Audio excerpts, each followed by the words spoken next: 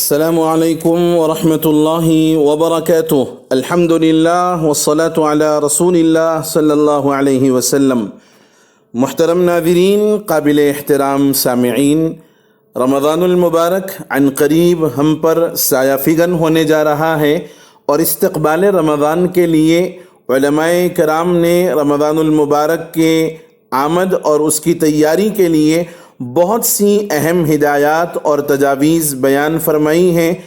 میں ان کا خلاصہ 30 اہم ہدایات کی شکل میں آپ کی خدمت میں پیش کر رہا ہوں۔ نمبر 1، فرائض و واجبات کی ادائیگی اور توبہ و استغفار کا اہتمام کریں۔ نمبر 2، رمضان المبارک کے مسائل سیکھیں اور سکھائیں۔ نمبر 3، اپنے نفس کو ابھی سے تقوی کا پابند بنائیں۔ اللہ رب العزت نے رمضان المبارک میں روزوں کی فرضیت کا اہم مقصد تقوی اور پرہیزگاری کا حصول بتایا ہے۔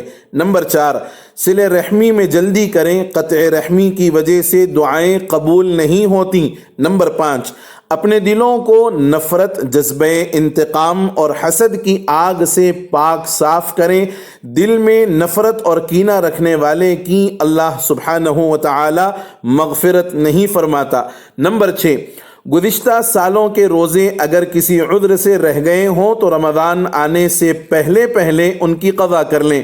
نمبر 7، رمضان المبارک دعاؤں کی قبولیت کا مہینہ ہے، لہذا ابھی سے اپنے آپ کو لمبی دعاؤں کا عادی بنائیں۔ نمبر 8، صدقات اور خیرات کرنے کی عادت ڈالیں۔ موت کے بعد مومن دوبارہ زندگی ملنے پر صدقہ کرنے کی ہی تمنا کرے گا۔ نمبر 9، کثرت تلاوت کا معمول بنائیں۔ نمبر 10، رمضان المبارک میں راتوں کی عبادات، تراویح، تہجد، تلاوت، ذکر و اذکار وغیرہ پابندی سے کریں۔ نمبر 11، انٹرنیٹ اور سوشل میڈیا سے احتراز کریں، نیز ایسے کھیلوں سے بھی بچتے رہیں جس میں قیمتی وقت ضائع ہو رہا ہے۔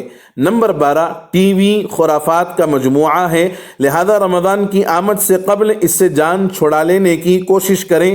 نمبر 13، رمضان عبادت کا مہینہ ہے، شاپنگ اور خریداری کا نہیں، لہذا رمضان کی آمد سے پہلے شعبان میں ہی عید کی شاپنگ مکمل کر لیں اور اہل خانہ کو بھی یہ بات سمجھائیں۔ نمبر 14، رمضان المبارک کے لیے کاموں کا بوجھ ہلکا رکھیں۔ نمبر 15، رمضان المبارک سے قبل اپنا نظام الاوقات مرتب کریں، جس میں صبح اٹھ کر تہجد، ذکر، دعائیں، سحری، نماز فجر اور تلاوت سے لے کر تراویح اور دیگر معمولات تک کے لیے مناسب وقت متعین ہو اور نیند و آرام کی بھی بھرپور رعایت رکھی جائے۔ نمبر 16، نوکر، خادم، چھوٹوں اور ملازمین پر کاموں کا بوجھ ہلکا کریں۔ نمبر 17، عمرے کی ترتیب بنائیں اگر ممکن ہو جائے تو۔ نمبر 18، زیادہ سے زیادہ وقت مسجد میں گزاریں۔ نمبر 19، نیند کم کرنے کی عادت ڈالیں۔ نمبر 20، 40 دن تک تکبیر اولیٰ کے ساتھ نماز پڑھیں۔ نمبر 21، سگریٹ، پان اور دیگر نشہ آور چیزوں کے استعمال سے اجتناب کر کے اس موذی عادت سے اپنے آپ کو چھڑا لیں۔ نمبر 12، ملاقاتوں کا سلسلہ محدود کریں۔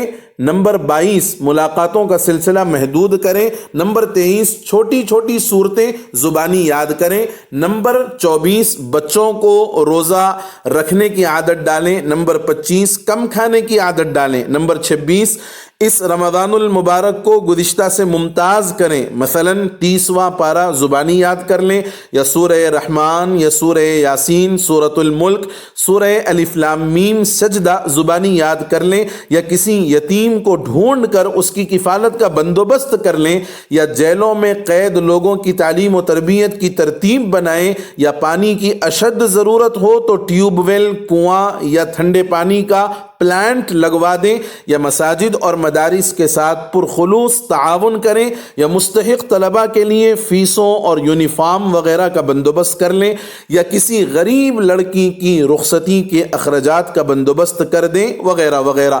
نمبر 27، ماہ شعبان اور رمضان المبارک کی تاریخیں یاد رکھیں۔ نبی کریم صلی اللہ علیہ وسلم شعبان کی تاریخیں یاد رکھنے کا بہت زیادہ اہتمام فرماتے۔ نمبر 28 مالی حقوق سے متعلق مسائل سیکھیں اور ادائیگی کا انتظام اور اہتمام کریں۔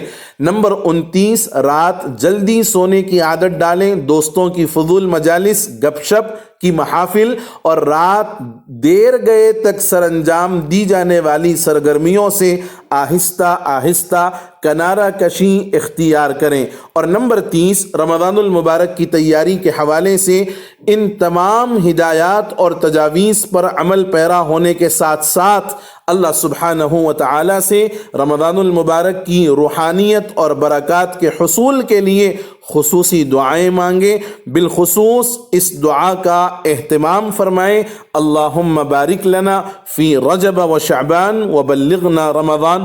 اور اگر یاد آ جائے تو اس سیاہ کار کو بھی اپنی خصوصی دعاؤں میں ضرور شامل حال رکھیں۔ اور آپ اپنے متعلقین کے ساتھ، اپنے دوست احباب کے ساتھ ہمارے چینل کو آگے بڑھانے میں ہمارا تعاون کریں۔ جزاکم اللہ خیراً و احسن الجزا فی الدارین، والسلام علیکم ورحمۃ اللہ وبرکاتہ۔